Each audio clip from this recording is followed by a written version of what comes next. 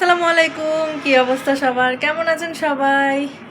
আল্লাহ, আমরা তো ভালো নাই। দেখেন আমাদের এখানে শীতের অবস্থা দেখেন, জাস্ট এত পরিমাণের কুয়াশা, মানে কি বলবো, বাইরে বের হওয়া তো দূরের কথা, রুমের মধ্যেও থাকা যাচ্ছে না, এত পরিমাণের কুয়াশা আর এত পরিমাণের ঠান্ডা। আমার তো মনে হয় শুধু আমি লেপের মধ্যে ঢুকে বসে থাকি, কিন্তু না, তা তো করা যাবেই না, কারণ যেহেতু আহ, মানে হাজব্যান্ড আছে, বাচ্চা আছে, তাদের জন্য হলেও উঠতে হয়, কারণ নিজে যদি নাও খাই তাদের কথা চিন্তা করে হচ্ছে সকালে ঘুম থেকে উঠতে হয়। তো অনেক সকালে ঘুম থেকে উঠছি, উঠে হচ্ছে আপনাদের ভাইয়া খাওয়া দাওয়া করে চলে গেছে। এখন কয়টা বাজে জানেন? এখন এখন কিন্তু প্রায় দুপুর 2টার কাছাকাছি বেজে গেছে, কিন্তু রোদের কোনো খবর নেই। দেখেন এখন পর্যন্ত এত পরিমাণের কুয়াশা। এটা হচ্ছে আমার বেলকুনিতে, আমার বেলকুনি থেকে পুরা বাহিরের দৃশ্যটা দেখা যায়। এই যে এটা কিন্তু পুরা বাহির সাইড, এই যে দেখছেন কুয়াশার অবস্থাটা দেখেন, মানে পুরা জমে গেছি। জানুয়ারি মাস শুরু হয়েছে, জানুয়ারি মাসের আজকে 2 দিন। তো এই 2 দিন আমরা হচ্ছে 4 দিন থেকে 4-5 দিন হয়েছে আমরা রোদের মুখ দেখি না। কোথায় কোথায় এমন হয়েছে বলেন তো, যে এখন পর্যন্ত রোদ উঠে নাই। দেখেন আমার তো আর ভালো লাগতেছে না। শীতকাল মোটামুটি ভালো লাগে, কিন্তু এরকম হইলে কি আর ভালো লাগে বলেন? মানে এত পরিমাণের কুয়াশা। মানে বিশেষ করে বাচ্চা কাচ্চাদের স্কুলে যাওয়া নিয়ে হচ্ছে বেশি ঝামেলা।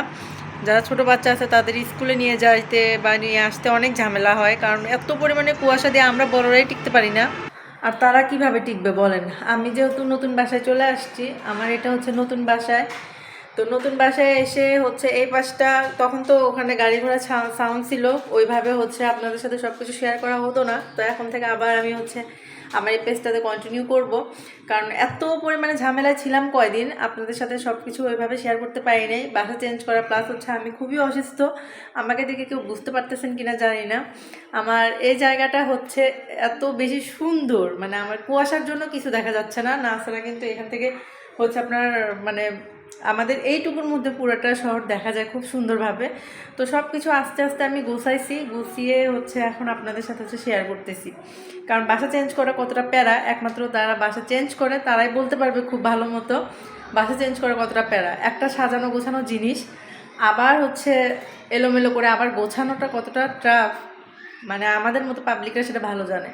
আমি যে বাসায় ছিলাম, যে পাশে, ওই পাশে হচ্ছে আমি 3 মাসে, মানে 3 মাস পরে আমি আবার হচ্ছে আরেকটা বাসা চেঞ্জ করছি। কারণ আপনারা অনেকে আমাকে বলেন যে আপু আপনি যেখানে থাকেন ওখানে গাড়ির প্রচুর সাউন্ড, লাইভ করতে গেলে অনেকে আমাকে বলেন যে আপু আপনার এখানে সাউন্ডের জন্য কথা বোঝাই যাচ্ছে না। তো গাড়ির সাউন্ডের জ্বালা সহ্য করতে না পারে একটু ভিতরের দিকে আসছি আমি এখন। এখানে অবশ্য আল্লাহর রহমতে কোনো সাউন্ড নাই, কোনো সমস্যা নাই, কোনো হচ্ছে একদম নিরিবিলি পরিবেশ, যদিও রোডের সাথে বাসা, তারপরেও হচ্ছে সাউন্ড ওইভাবে আসে না। আপনারা এখন থেকে যারা আমার ভিডিও দেখবেন তারা অবশ্যই বুঝতে পারবেন। তো যাই হোক, অনেক কথাই আজকে বলে ফেললাম, ঠান্ডা দিয়ে কথা বের হচ্ছে না, তারপরও আপনাদের সাথে অনেক কথা বলে ফেলছি। তো সবাই ভালো থাকবেন, সুস্থ থাকবেন, আর অন্য কোনো একদিন আমার বাসার এটা হচ্ছে আমি আপনাদের সাথে শেয়ার করবো পুরোটা বাসা। আর আমার টুনি দেখেন এখানে ফুল নিয়ে বসে আছে, এক ফুলের পাশে আরেকটা ফুল, দেখছেন সুন্দর না? সবাই দোয়া করবেন আমার মেয়ের জন্য, তাকে আমি হচ্ছে রবিবার স্কুলে ভর্তি করাই দিব। তো সবাই তার জন্য দোয়া করবেন অবশ্যই। আমার নতুন চাকরি আবার শুরু হলো। তো সবাই ভালো থাকবেন, সুস্থ থাকবেন। আল্লাহ হাফেজ।